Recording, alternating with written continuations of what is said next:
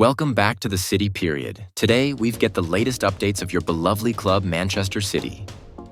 But before we dive in, make sure to subscribe so you never miss a moment of City news. Let's get started. The Architects' Rise. Gibbs-White to Manchester City. The summer of 2025 delivered one of the Premier League's most unexpected yet intriguing transfers. Morgan Gibbs-White to Manchester City. The £52 million deal was not just a statement of ambition, but a testament to Guardiola's knack for spotting versatility and untapped potential in a maturing footballer. For Gibbs-White, this was more than a move. It was a transformation. From Wolverhampton to Sheffield United and then Nottingham Forest, his journey had been anything but linear. Each step refined his footballing brain, deepened his resilience, and slowly shaped him into a complete modern playmaker. By the time Forest's 2024-25 season ended, with Gibbs-White notching 9 goals and 11 assists and captaining the side with elegance and fire, City's radar blinked with intent.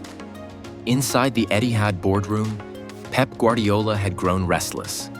With Kevin De Bruyne entering his twilight years and Bernardo Silva contemplating a final move abroad, the need for a creative fulcrum became urgent.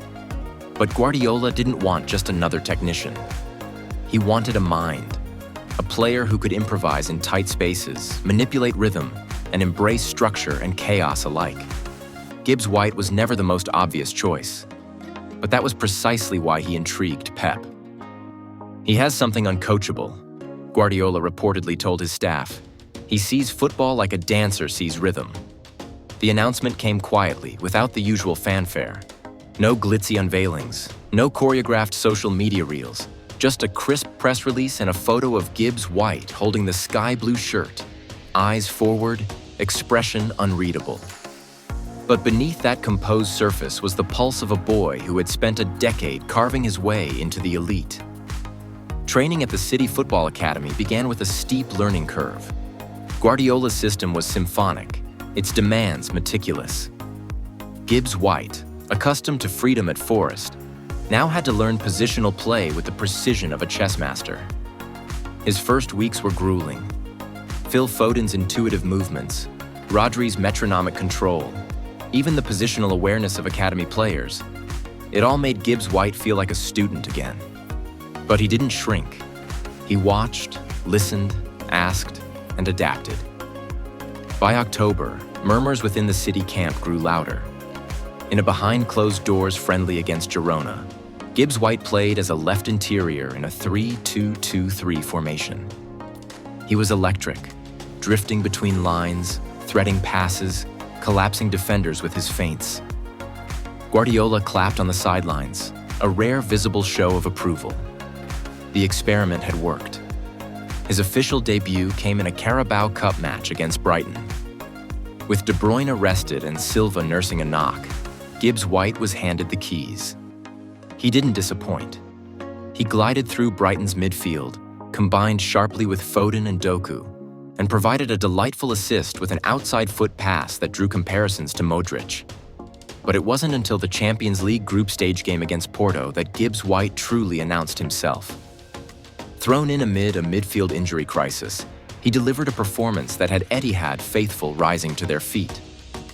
Composed under pressure, he spun past markers, orchestrated attacking phases, and even tracked back with a hunger that endeared him to Guardiola.